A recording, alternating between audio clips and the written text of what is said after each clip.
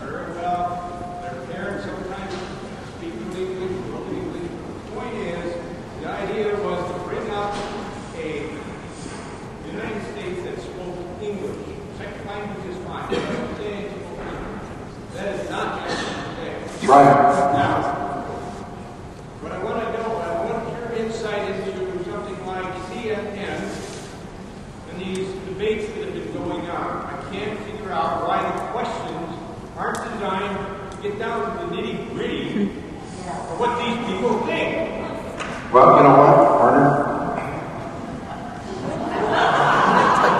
I got to be honest with you. I think you're the one with the insight. My brother-in-law and I came from Wisconsin to hear your answers. Then I'll try to improve on that. Hang on.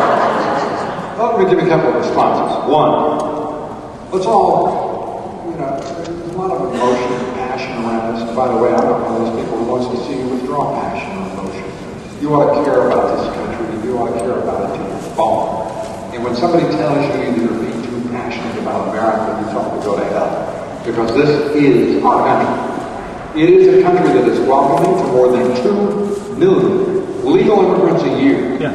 And when somebody tells you, because you're not falling in line with Philippe Calderón or Vicente Fox's immigration policy, that you are a racist, bigoted fool, you tell them it's the most diverse society on the face of this earth, and we are proud of that diversity. It is the strength of our country. Now I want to go to something that this gentleman has said, because it is one of the issues. I'll get to you in just a moment, sir. Let me just finish the answer to this gentleman, if I may.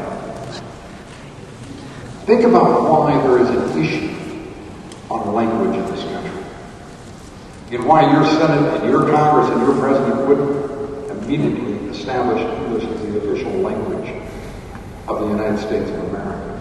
23 other nations declare English to be their official language.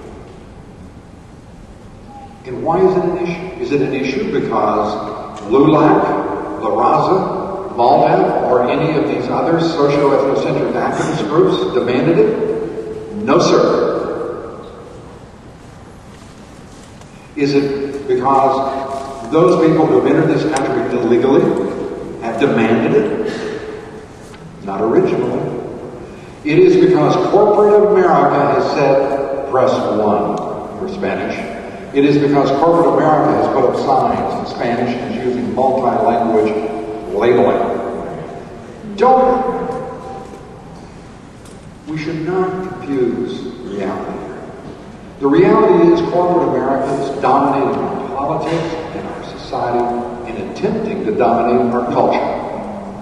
And if you and I and our fellow citizens continue to permit it, we're going to lose every treasured right that we inherited as either natural citizens or naturalized citizens of this country.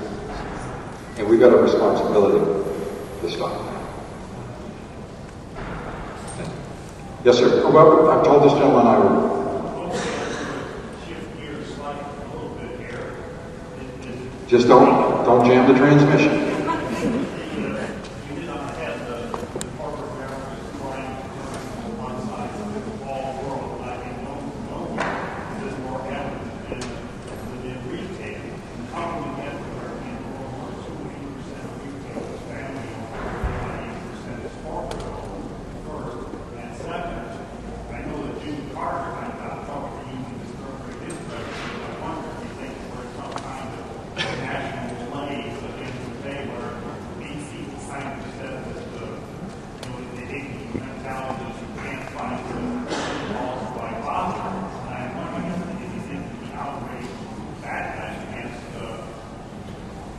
corporate control of government and also all the outsourcing and everything else could eventually provoke a modern-day lawsuit or a scrapping of that.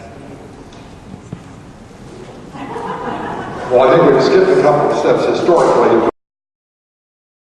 Is it because those people who have entered this country illegally have demanded it? Not originally. It is because corporate America has said, press 1 for Spanish. It is because corporate America has put up signs in Spanish and is using multi-language labeling. We should not confuse reality here. The reality is corporate America is dominating our politics and our society and attempting to dominate our culture. And if you and I and our fellow citizens continue to permit it, we're going to lose every treasured right that we inherited as either natural citizens or natural citizens of this country. And we've got a responsibility to stop that. Yes, sir. Well, I've told this gentleman I would. Shift gears slightly a little bit here. Just don't jam the transmission. You did not have the corporate America is trying to turn on one side of the all world, and I think no one is more evident within retail. How do we get where people are 80% of retail is family owned, 80% is corporate owned, first? And second, I know that Jimmy Carter kind of talked to using this term for his presidency, but I wonder if you think we're some kind of national slave at the end of the day where these people kind of said that the ignorant mentality is you can't find the laws by positive. And I'm wondering if you think the outrage backlash against corporate control of government and also all the outsourcing and everything else could eventually provoke a modern day version of lawsuit or a traffic capacity. Well, I think we've skipped a couple of steps historically moving to the Boston Tea Party and the Steel. I will be clear with you, though. In that book, I'm calling for a revolution in your thinking. And that revolution in thinking means pushing back against the elites in corporate America, the fools that you and I are sending to Washington, D.C. to represent us. It means sending a very clear message to corporate America that when they put the bilateral sign, that you're not going to tolerate it. It means that when you look at multi-language labeling, that you're not going to tolerate it. You know, this corporate America domination of our political system is pure raw economic power without proven performance. Corporate America, in addition to exporting millions of jobs to cheap overseas labor markets, once were in the hands of middle class working men and women, in addition to running 31 consecutive years of trade deficits, that's how competitive they are. You know, these people are sitting here telling you they know better than you. And I have a lot more to say, you don't want to miss it. The reality is corporate America has to be brought under control because corporate America is failing in this country. Corporate America is no longer investing in this country. Corporate America is no longer American.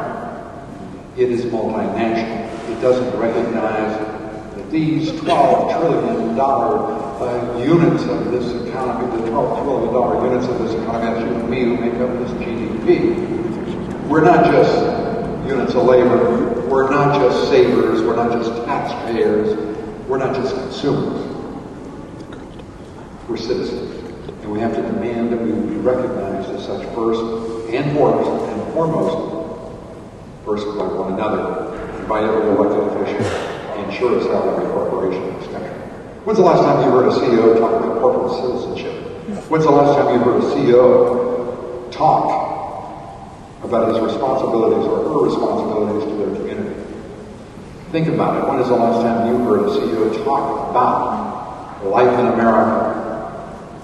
And when is the last time you heard a CEO not abdicate his or her responsibilities to be a corporate citizen and a leader of this country, and instead turn it over to the two largest lobbying organizations for corporate America, the U.S. Chamber of Commerce and the Business Roundtable?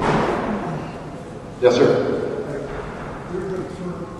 Use the term populism. There's also a term out there called economic progressive thinking. I know that in daily cults, they're sort of co-opting the idea of progressive thinking to open doors and be approach immigration. So would you define for us what you mean by populism and economic progressive thinking? Okay, first of all, I don't use the term economic progressive thinking. The hell with that. This is a free enterprise democracy. It is a capitalist system. It is not a system designed for unfettered, unrestrained, unregulated capitalism. Populism is, in its very essence, about the people. The people rule this